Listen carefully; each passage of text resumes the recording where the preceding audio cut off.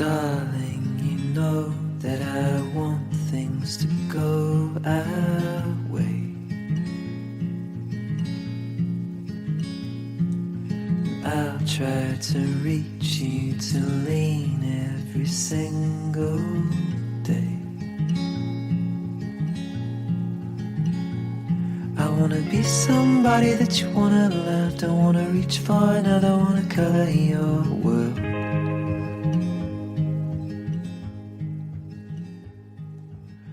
Une bonne bouffe, du bon vin, beaucoup de bière, la famille, les amis. Le barbecue fait partie de nos vies. C'est un incontournable. Tout le monde aime ça. Tout le monde aime les barbecues. Tout le monde adore ça. Et la raison principale, je crois que on ne peut pas faire un barbecue à la sauvette. Il faut prendre notre temps. C'est comme un rituel. Prendre notre temps. J'adore prendre mon temps. J'adore ça. Mais d'où vient le nom barbecue? Barbecue. Ça vient de où, ce nom-là? Ça part de où? Il y a deux légendes. La première, c'est une expression française du temps. Les explorateurs français faisaient cuire une chèvre complète, un genre de méchoui. Et l'expression « nous avons mangé de la barbe à la queue ». Donc, barbe et queue. Donc, ça a été anglicisé, barbe à queue. Donc, ça pourrait venir de là. L'autre légende, ça ressemble un peu à la première, mais là, c'est un bouc. C'est un bouc qui est sur le grill, aussi un genre de charcoal, durant une guerre dans les années 1850, près du Danube en Roumanie. Les troupes franco-britanniques utilisaient une technique roumaine appelée barbecue. C'est un nom roumain qui voulait dire la technique pour faire cuire la viande. Mais le vrai nom, la vraie histoire du barbecue, d'où ça vient, le vrai nom, ça vient d'un endroit que je connais très, très bien. Je recule dans mes souvenirs. Mon deuxième séjour en Espagne, j'ai 18 ans. Et sur la rue, un souvenir très, très clair dans ma mémoire, sur la rue, on est en début de soirée. Et sur la rue, il y a une foule incroyable, fébrile. Je suis à Torremolinos, une ambiance unique. Les jeunes se préparent pour une autre nuit folle. Les discothèques, les bars, Torremolinos. J'étais tout jeune. Une ambiance fantastique. Et à l'époque, Torremolinos, c'était comme Ibiza.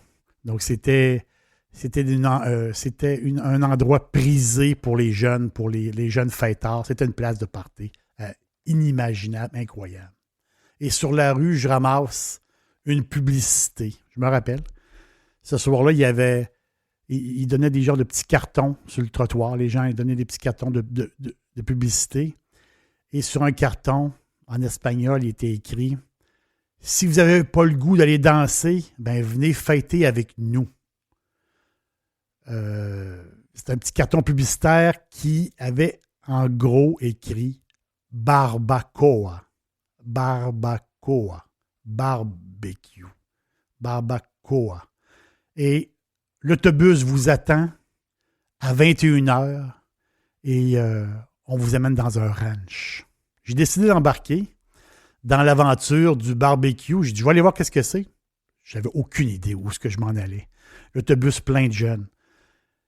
Et là, on monte dans les montagnes, un peu plus loin, une route sinueuse, et on arrive là, un parking immense, avec plusieurs autobus qui amenaient des gens d'un peu partout. Et là, j'arrive au paradis du barbecue. Des grilles à perte de vue, partout. Le poulet qui cuit, le bœuf, le porc. Et là, il y a une fumée intense, des odeurs qui nous donnent faim, même quand on n'a pas faim.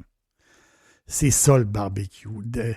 Un repas de viande à volonté avec des pichets à l'infini de sangria. Ce souvenir-là est incroyable dans ma tête et ça vient de l'Espagne. Le mot barbecue, barbacoa, c'est espagnol. Mais en réalité, ça vient d'Amérique. Pourquoi? Parce que c'est des explorateurs espagnols. Quand ils ont découvert les Caraïbes, ils ont rencontré plusieurs tribus locales. Et une de ces tribus-là avait une technique pour faire cuire la viande sur un grill, sur la braise, mais en hauteur. Et ils s'organisaient pour avoir un peu plus de fumée. Donc, un grill en hauteur sur une braise avec de la fumée. La fumée, c'était pour éloigner les moustiques de la viande. Et aussi, un peu plus haut que le niveau du sol, c'était pour tenir à distance les petits animaux. Donc, cette tribu-là appelait son grill barbacoa. C'était leur barbacoa. C'était comme un peu le centre, un peu comme de leur village. C'était très important pour eux autres, leur barbacoa. C'est là qu'ils faisaient cuire leur viande. Et c'est dans des écrits au 17e siècle que c'est là qu'on a commencé à voir le fameux mot barbacoa dans les écritures en espagnol. Et c'est les années ont passé et c'est de là qui vient le fameux barbecue. Aujourd'hui, c'est connu mondialement. Tout le monde connaît, tout le monde sur Terre connaît le barbecue. La technique de cuisson a pris de l'ampleur à la conquête de l'Ouest, aux États-Unis. C'était devenu the way of life. Mais les techniques ancestrales sont toujours présentes, même si les appareils ont changé.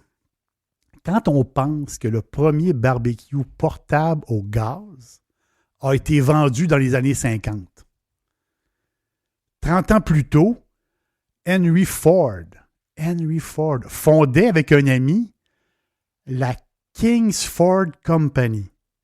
C'était le début de la briquette de charbon. Le génie d'automobile pouvait passer enfin ses déchets de bois de ses chaînes de montage. Un procédé de pressage de blocs de charbon qui facilitait l'utilisation du barbecue. C'est devenu, les briquettes, ça fait du barbecue quelque chose de très, très pratique. Très, très pratique. À l'été 1998, tout près de nous, les librairies mettaient de l'avant un livre particulier. Très particulier. La Bible du barbecue, écrit par un personnage sympathique, Steven Raichlen. Un guide, une Bible, des photos à donner faim, là. Des trucs pour préparer les meilleures grillades, traduits dans 12 langues. Après des millions de livres vendus, le maître du grill a donné un nouveau souffle à notre façon de vivre. J'ai visité quelques îles des Antilles dans ma vie et il y a des gens là-bas qui mangent des grillades chaque jour.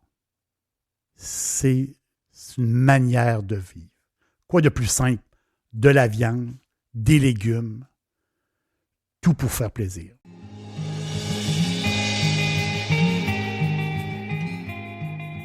Pour me rappeler les barbecues espagnols,